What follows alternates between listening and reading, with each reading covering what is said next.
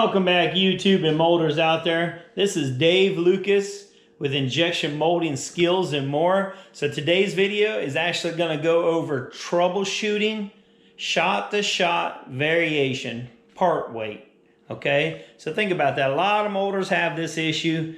They don't realize they have this issue. What happens is you're running along, you're running 10 good parts, then all of a sudden you got one bad part. You're running like let's say you're running 50 shots, okay, for example. Out of those 50 shots, you run 50 shots, one bad part. That's actually pretty consistent. But let's say you're running 50 shots, and out of them 50 shots, 25 are bad. Now you're running 50% scrap, okay? So think about that. So in this PowerPoint presentation that I'm going to go over, it's going to show you the 3 M's, and it's going to go over mold, material, and machine, and what you can do to actually fix those issues to make it to where you're consistent on running part to part, or shot to shot variation. Okay, so think about that. So what it's going to do is it's going to go over different things that you can do to fix it. A lot of people don't understand that too. What happens is, let's say you're running all of a sudden and then it starts acting up. It could be the check ring. You never know. So you got to be consistent on your cushion and stuff. So watch the video. At the end of the video, I'll get back with you guys. Welcome back, YouTube and molders out there. This is Dave Lucas with Injection Molding Skills and More. So today's video, the PowerPoint presentation that I'm going over, is called Troubleshooting Shot-to-Shot Variation on Part Weight. Okay, so let's jump into this and let's get started. A lot of molders have this issue. Okay, so accuracy and control of screw position. Okay, so screw drifting, shot size variation, position cutoff, consistency, screw bottom zeroing, etc. Okay, in order to achieve shot-to-shot consistency, injection must start with the same amount of material in the barrel, and the transfer to the hold phase must occur at the same position on each and every shot. Another important and often overlooked point is screw bottom zeroing. Okay, in order for the injection unit to transfer pressure to the plastic during pack and hold, we must maintain a cushion. Okay, so think about that.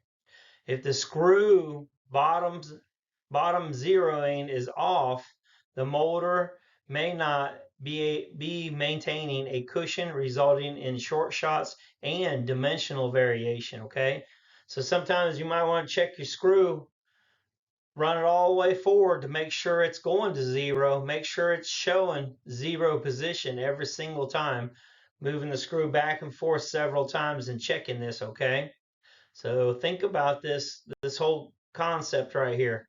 Okay, because shot to shot is what you're looking for. So this is a picture that shows you, like, you could be running along, you could run 2 good parts, then all of a sudden a bad part. Then you could run 5 or 6 good parts, then run another bad part. Then you could run a good part, then the next one right behind it could be bad, then 3, then bad, then 2. So think about that. That's why they always say consistency. You want to be running, let's say you run 50 shots, and out of those 50 shots, you only get 1 bad part. That's very consistent in your cycle. That's very, very consistent. But if you got, it's running 50 parts, now those 50 parts, half of them are bad, that's very inconsistent. That's telling you that you're running 50% scrap of whatever you're running. So think about that. Okay, so the first thing we're going to do with the 3 M's is we're going to check the mold. Okay, so on this, we're going to check consistency of the water temperature and flow. Okay, so you want to check, make sure the water temperature on both halves of the mold are correct. Make sure you're actually getting water flow through the mold itself. If you have flow meters on the other side, check the flow meters on the other side to make sure that the water is actually flowing through there. If you don't, take the water off. unhook the outline, blow water through it or blow air through it to make sure everything is flowing correctly. Okay. Introduce cold slug pocket. So I put this little cold slug well diagram down here to show you in case you don't know what a cold slug well is. So plastic loses its temperature during flow through the runner. So you got the runner here, okay? A cold slug well is provided to accommodate the initial cold material and release behind hot material into the cavity. So what it does is it flows down that cold material. The flow front is flowing down. It goes into the cold well, the cold slug well. Okay, so your hot material can flow in right behind it. So think about that whenever you're molding something. If you have a cold well, a lot of people put it in the sprue bushing area. So material flows through the sprue bushing into the runner. At the very bottom of the runner, before it starts going into the part itself, it goes into a pocket, which is called the cold well area, okay?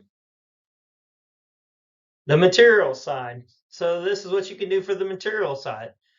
Decrease percentage of regrind or eliminate it completely. Run virgin material. Check for uneven material temperatures. So check your material. Do like a melt test. Check it. Shoot material out of the nozzle. Check the melt. Make sure it's being consistent. Do that like 5 or however many times you want. But I would do it a couple times, like anywhere between 3 and 6 times, just to make sure you're getting an accurate temperature on your melt. Check for material contamination. If you're drying the material, if somebody mixed something wrong with the material, got water in it, got dust, anything that got into your material could affect it. So think about that. Then you're going to look at your machine side. So these are some things you can do on the machine side itself on the process to help you, okay? So increase melt decompression, increase screw back pressure, use position or hydraulic transfer, use viscosity controlled field, okay?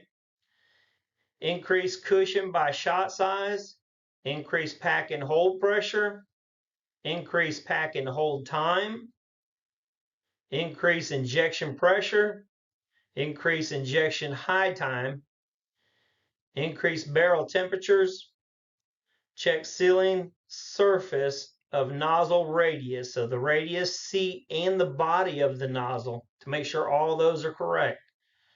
Check screw tip and barrel for wear or corrosion. So you want to check all that stuff too, because you could have issues there you don't even realize. So let's say you're going to bottom every single time on your screw, okay, and then you start running it and it's running consistently for like 10, 15 shots, and all of a sudden you get a short shot.